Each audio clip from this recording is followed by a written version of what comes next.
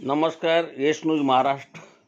आज संपूर्ण महाराष्ट्रामध्ये जे अखंड ताण निर्माण होत आहे, ज्या नामदेव शास्त्रींनी महाराष्ट्राला कलंक लागेल, महंत पदाला कलंक लागेल, नामदेव नावाला कलंक लागेल, शास्त्री नावाला कलंक लागेल, अशा पद्धतीचं वर्तन केलं. त्या नामदेव शास्त्रींना काही वाटलं नाही. आपण महंत आहोत, एखादा सामान्य माणूससुद्धा अशा पद्धतीचं वक्तव्य करत नाही. आणि महंत शास्त्रींची जीभ ही वाचाळवीरासारखी चालते, एवढी फास्ट की अख्खा महाराष्ट्र आज अवाक होऊन गेलेला आहे. अखिल भारतीय मराठा महासंघाचा, अखिल भारतीय मराठा स्वयंसेवक संघाचा राष्ट्रीय अध्यक्ष म्हणून मला हा चिंतेचा विषय वाटतो की महंत पदावर राहायला सुद्धा ते लायक कितपत आहेत हे त्यांनी संशोधन करून बघावं, स्वतःचं आत्मपरीक्षण करावं. ज्या महंतांनी ज्या महाराष्ट्राला दिशा दिली, ज्या महाराष्ट्राला प्रबोधन केलं, साधू संतांचा महाराष्ट्र, पुण्यशील अहिल्याबाई होळकर असो, छत्रपती शिवाजी महाराज, संभाजी महाराज, साधू संतांचा वारसा आणि वसा सांगणारे भगवानगडचं पावित्र्य त्यांनी पूर्णपणे खलास केलं आणि साधू संतांच्या नावाला सुद्धा काळिमा लावला. महंत पदावर अनेक मंडळी आम्ही लहानपणापासून ऐकत आलो, बघत आलो आणि वैयक्तिक संपर्कातसुद्धा आमच्या भरपूर मंडळी महंत आहेत. पण असा वाचाळवीर आम्ही बघितला नाही. खरं म्हणजे त्या पदावर बसवायला ते किती लायक आहेत हे त्यांनी ठरवावं. आणि ज्या मंडळींनी त्यांना त्या पदावर बसवलं त्यांनी काय त्यांच्यामध्ये शोधलं हे मला माहीत नाही. पण आज जी परिस्थिती महाराष्ट्रामध्ये निर्माण झाली, गुंतागुंतीची, त्याला कारणीभूत नामदेव शास्त्री आहेत असं म्हटलं तर ते वावगं ठरायचं काय कारण नाही. संत नामदेवांच्या नावाला तर त्यांनी तिलांजली लावलीच, पण शास्त्री नावाला सुद्धा गालबोट त्यांनी लावलं.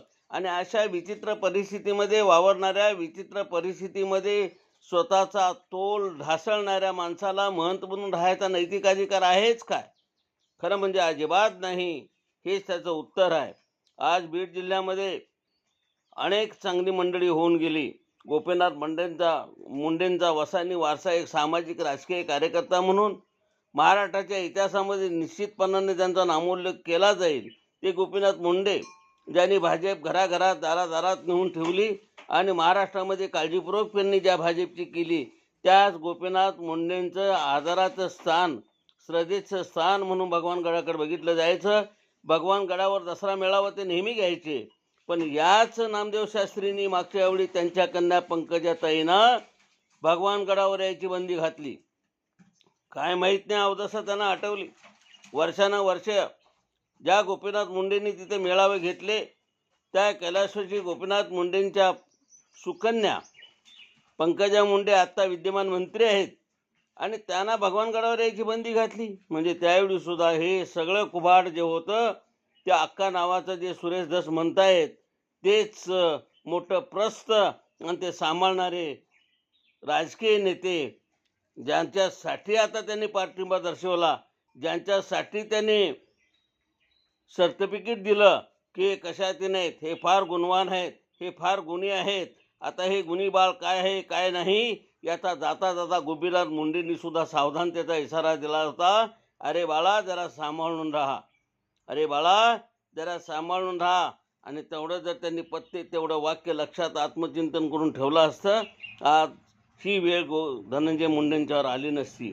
आज वाल्मीसारखा शेकडो कोटीचा भ्रष्टाचार करणारा, शेकडो बँकेमध्ये अकाउंट असणारा आणि रोज 1 कोटी रुपये मिळवल्याशिवाय घराकडे जायचं नाही अशा पद्धतीचं तांडव नृत्य करून भ्रूण हत्या करणारा, अनेक लोकांची हत्या करणारा आणि अशा पद्धतीचं टोळी युद्ध चालवणारी मंडळी जर ही पोचली गेली असती राजकारणात आणि समाजकारणात, तर आज महाराष्ट्राला कलंक आहे हा. आणि म्हणून माझं जाहीर आव्हान आहे, हे जर असंच चालणार असेल तर मराठा स्वयंसेवक संघाचा राष्ट्रीय अध्यक्ष म्हणून कदापि आम्ही सहन करणार नाही. सकल मराठा कधीही सहन करणार नाही.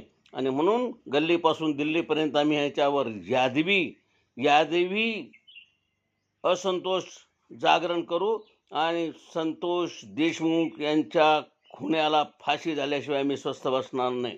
खरं म्हणजे धनंजय मुंडेंना नैतिक अधिकार काही नाही. या पदावर आहे तर अजिबात त्यांना अधिकार नाही. कशासाठी ते थांबलेत? कशाला पाहिजे मंत्रिपद उभं व्हायला?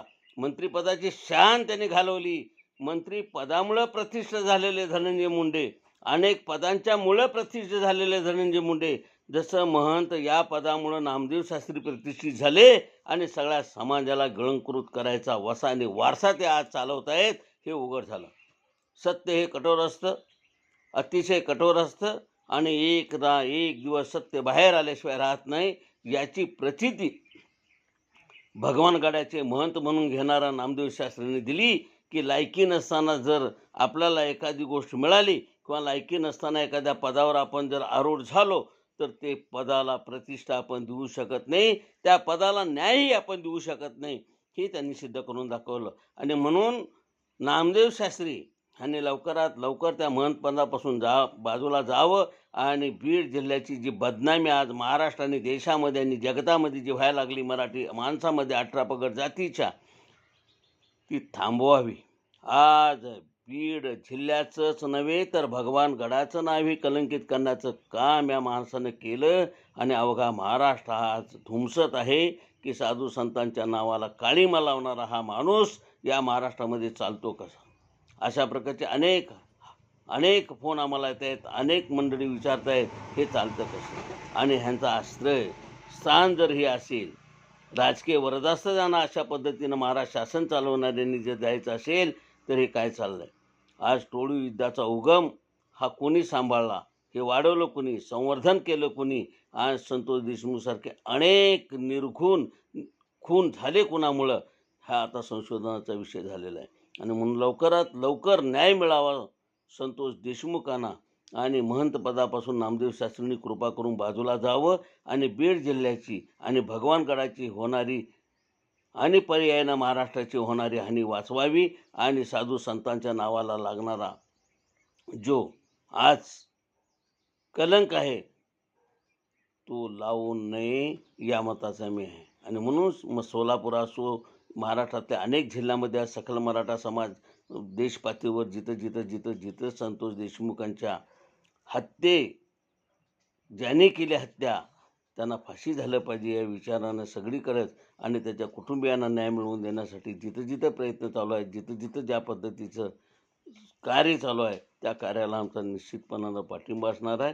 आणि जो या नामदेव शास्त्रीसारखी प्रवृत्ती आपण पोचतो, व्यक्ती म्हणून नामदेव शास्त्रीला माझा विरोध नाही, पण महंत या पदाला त्यांनी काळीमा फासला, साधू संतांचा वसानी वारसा सांगणाऱ्या परंपरेला त्यांनी धक्का लावला आणि आज महाराष्ट्राची प्रकृती बिघडवण्याचा प्रामाणिक प्रयत्न केला. अशा माणसाची गय करू नये या मताचं मी. आणि म्हणून व्यक्तिगत माझा त्यांचा काही संबंध नाही, पण ज्या पदावर ते आहेत आणि ज्या पदावर बसून ते बोलत आहेत ते चुकीचं आहे. म्हणून त्याच्यापासून त्यांनी बाजूला जावं आणि व्यक्तिगत जीवन त्यांना कसं जगायचं आहे ते त्यांनी जगावं. आम्हाला त्याच्याशी काही पडलेलं नाही. आणि बीड जिल्ह्याची स्वाभिमानी जनता ह्या अशा महंताला त्या पदावर बसवतेच कशी, हा संशोधनाचा विषय म्हणण्यापेक्षा हा विषय आता ऐरणीवरून बसलेला आहे की असा हलक्या प्रतीचा माणूस ज्याला स्वतःचा विचार कळत नाही, आचार कळत नाही, उच्चार कळत नाही, कुठं आणि कशासाठी आचार विचार आणि उच्चार म्हणजे रामकृष्ण हरी, ज्याला हे कळत नाही, स्वतःची कृतीशील वाटचाल कशी करावी हे कळत नाही, मन त्या पदाची शान काय हे कळत नाही, अशा माणसाला बीडच्या जनतेनं बसवलं कसं आणि जनता माफ कशी करते अशा महंताला. जर आज कोल्हापूर जिल्ह्यामध्ये ही परिस्थिती असती तर क्षणभर सुद्धा आम्ही त्या माणसाला त्या पदावर आणि तिथं बसू दिलं नसतं. ही वस्तुस्थिती आहे. मग टोलचा प्रश्न घ्या, ज्यावेळी कोल्हापूरमध्ये असे प्रश्न उद्भवले त्यावेळी कोल्हापूरची प्रतिमा ढासळेल अशा माणसांना ठेचल्याशिवाय सोडलेलं नाही. एक कोल्हापूर आहे. आणि म्हणून महाराष्ट्र केसरी असो, हिंद केसरी असो, उत्तर भारतातून असो, कुठूनही छाती काढून येणाऱ्या पैलवानाला हात दिल्याशिवाय आमचं कोल्हापूर कधीही मागं पडलं नाही आणि ती शान आहे आमची. आणि म्हणून महंत पदाला लाजवेल अशा पद्धतीचं वर्तन करणाऱ्या मूर्ख महंताला या पदावर राहायचा अधिकार काय. आणि खरोखर बीडच्या जनतेनं, आम जनतेनं आता विचार केला पाहिजे की बीडची ही झालेली बदनामी आणि भगवान गडाची, त्या परमेश्वराच्या नावानं वसलेल्या त्या गडाची बदनामी थांबवावी. लवकरात नामदेव शास्त्रीला तिथून बाजूला करावं आणि धनंजय मुंडेसारख्या कार्यकर्त्यांना, स्वतःला कार्यकर्त्यांनी नेता समजणाऱ्यानं या पदापासून बाजूला जावं, मंत्रिपदाचा राजीनामा द्यावा आणि तटस्थतेच्या भूमिकेतून, विश्वस्ताच्या भूमिकेतून कार्य करण्याचा प्रयत्न करावा. आणि आता हे टोळी युद्ध थांबवावं कुठंतरी, हे थांबवावं. जर धनंजय मुंडेच्या आशीर्वादानं हजारो कोटीची मालमत्ता, शेकडो कोटीची मालमत्ता करणारं टोळी युद्ध हे अशा पद्धतीचं असेल तर याला काय म्हणायचं?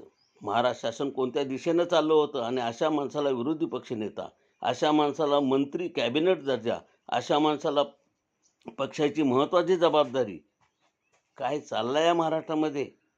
लोकशाहीचे सगळे संकेत आपण गोंधळून चाललो.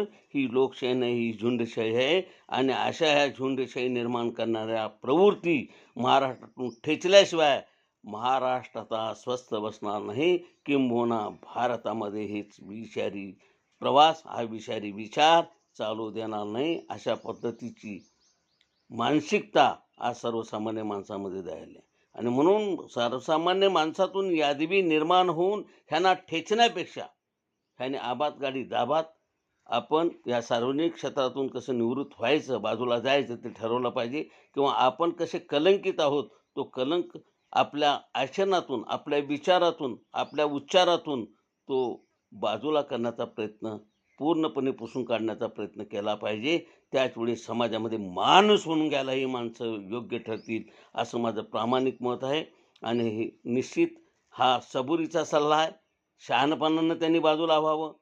पद आणि प्रतिष्ठा यापेक्षा महंत आणि भगवानगड आणि बीड जिल्हाचा सुपुत्र म्हणून जे आज संपूर्ण देशभर बदनामी चालली आहे, ही कुठेतरी थांबवावी, एवढ्याच्या निमित्तानं सांगतो. एस न्यूजच्या माध्यमातून हा सबुरीचा सल्ला मी देतोय.